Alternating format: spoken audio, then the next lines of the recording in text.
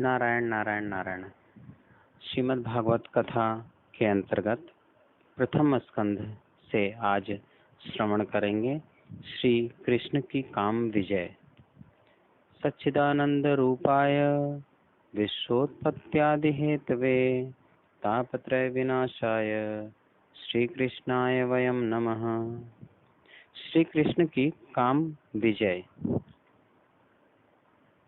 बहुत दिन के बाद श्री कृष्ण द्वारिका में आए हैं। सभी को श्री कृष्ण मिलन की आतुरता है। एक ही समय में अनेक स्वरूप प्रकट करके भगवान सभी से मिले हैं। श्री कृष्ण योगेश्वरेश्वर हैं। सभी को श्री कृष्ण मिलन की आतुरता थी, तो सभी को ऐसा अनुभव हुआ कि मुझ पर भगवान का विशेष प्रेम है। भगवान प्रथम सबसे पहले मुझसे ही मिले हैं। मेरे साथ थोड़ी बातें की हैं, फिर दूसरे से मिलने गए। एक ही साथ एक ही समय में सभी को भगवान ने आनंद दिया है। श्री कृष्ण महाभोगी हैं। श्री कृष्ण महायोगी हैं। आज बहुत दिन के बाद द्वारिका में श्री कृष्ण भगवान आए हैं। 16,000 रानियां हैं। एकांत में भगवान की सेवा में है।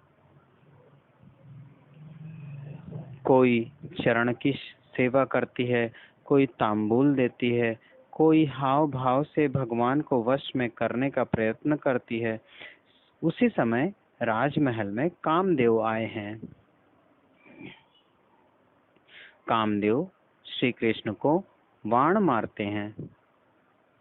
सम्मुह्य चाप मजहत प्रमदोत्तमास्तता यस्येन्द्रियं विमथुतम कुहकैर्नशेकुः। रासलीला में भगवान ने कामदेव को हराया था। रासलीला मदन मान भंग लीला है। मदन कामदेव को कहते हैं। जो भी कामदेव के मन में थोड़ी शंका रह गई थी कि रासलीला में आप तो बड़े छोटे थे, तो भाई तेरी क्या इच्छा है? मैं द्वारिका लीला में आऊंगा। अनेक रानियां एकांत में आपकी सेवा करती हों, उस समय आपको बाण मारूंगा। भगवान ने कहा, बेटा आजा। कामदेव बाण मारता है। भगवान श्री कृष्ण का नाम अच्युत है। विष्णु सहस्त्र नाम में अच्युत शब्द अनेक बार आया है। सिद्धि सर्वाद्र्युच्युत अच्युतः प्रथितः प्राणा प्राणदो वासवानुजः। भगवान शंकराचार्य ने अच्युत शब्द का अर्थ किया है ना च्यवते नापि च्यवस्यते इति अच्युत।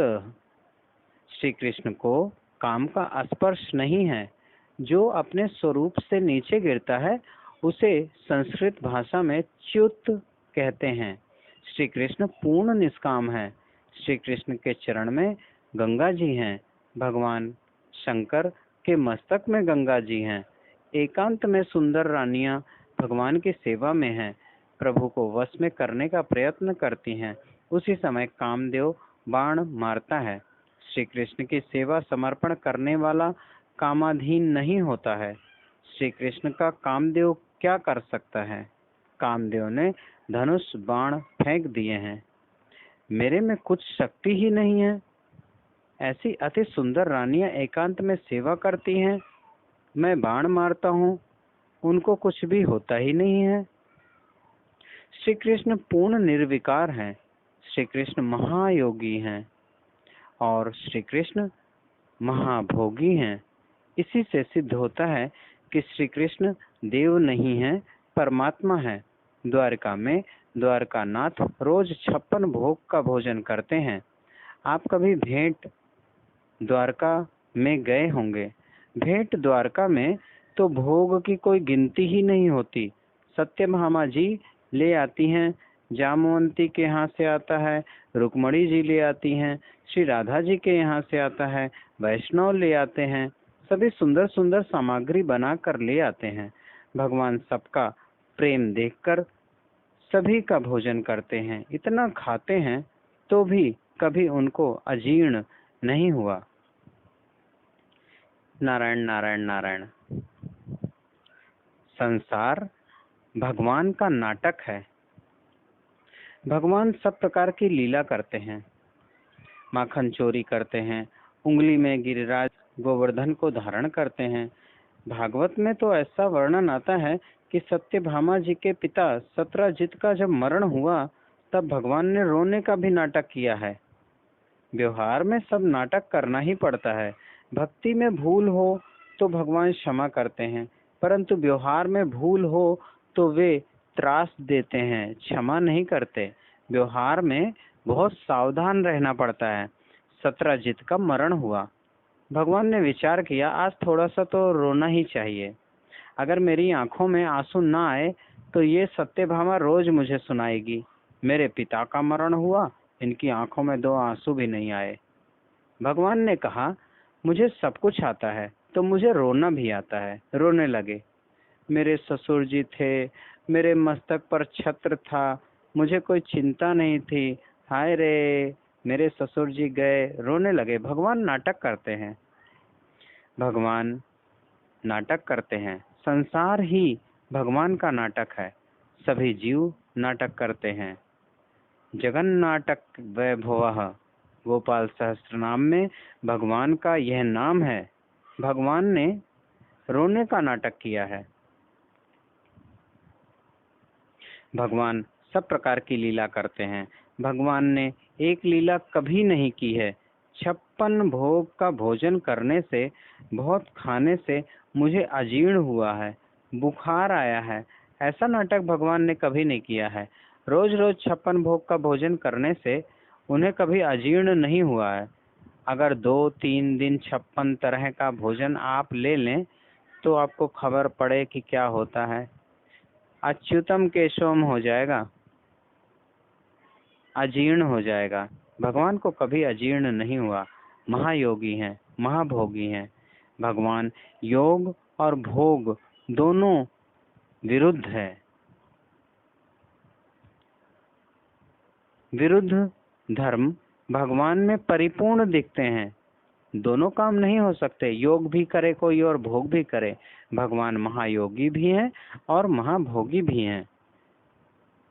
दोनों विरुद्ध होने के बावजूद भी भगवान में ये दोनों परिपूर्ण दिखते हैं। इसी से सिद्ध होता है कि श्री कृष्ण देव नहीं है, सर्व देवों के देव परमात्मा है। द्वारकानाथ के जाने के बाद परीक्षित जी का जन्म होता है। बालक परीक्षित चारों बाजू में नजर फेंकता है। कोई आता है तो उसको निहारता है। मैंने स्वप्न में 4 हाथ वाले तेजस्वी पुरुष को देखा था, वह कहाँ है? सभी जीव में भगवान को देखता है, सभी में भगवान को शोधता है। परितः ईक्षते भविष्य वर्णन किया है। बालक का नाम रखा है परीक्षित। परीक्षित महान ज्ञानी भगवत भक्त हैं। 12वें अध्याय में यह कथा है। नारायण नारायण नारायण। श्री भागवत भगवान की है आरती, पापियों को पाप से है तारती। ये अमर ग्रंथ, ये मुक्ति पंथ, ये पंचम वेद निराला, नव ज्योति जगाने वाला। हरि नाम यही, हरि धाम यही, जगमंगल की है आरती। पापियों को पाप से है तारती। ये शांति गीत पावन पुनीत, पापों को मिटाने वाला, हरि दर्श कराने वाला। है सुख करनी, है दुख हरनी, मधुसूदन की है आरती। पापियों को पाप से है तारती। ये मधुर बोल जग फंद खोल, सन्मार्ग बताने वाला, बिगड़ी को बनाने वाला। श्री राम यही, घनश्याम यही, श्री राम यही, घनश्याम यही, प्रभु के महिमा की आरती। पापियों को पाप से है तारती। श्री भागवत भगवान की है आरती। पापियों को पाप से है तारती।